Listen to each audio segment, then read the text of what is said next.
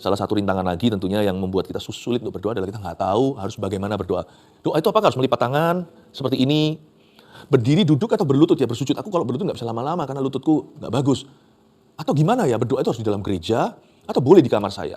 Boleh nggak saya berdoa itu di ruang kantor saya? Tentunya nggak curi waktu, tapi di sela-sela waktu pas istirahat.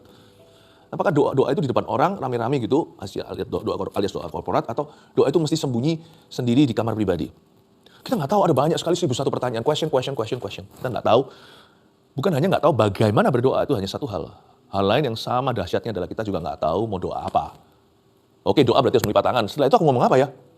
Apa yang harus kudoakan ya? Wow.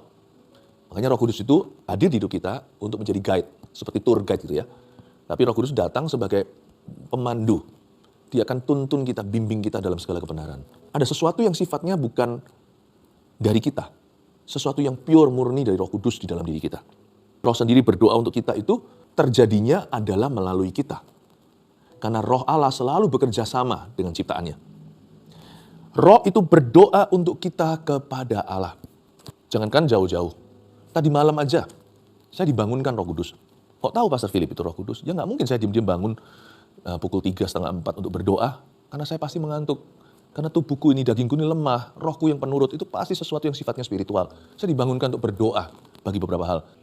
Saya melakukan peperangan rohani tadi pagi. Itu di luar jam doa saya. Tapi ini kan masih gelap, masih pukul 3, belum sampai setengah 4. Roh Kudus itu bangunkan saya, ayo berdoa. Bukan Roh Kudus yang mendoakan saya, Roh Kudus ajak saya berdoa. Dan saya berdoa dengan keluhan-keluhan yang tak terucapkan. Apalagi kalau lagi ngantuk begitu, nggak bisa pilih kalimat. Itu otak belum bangun.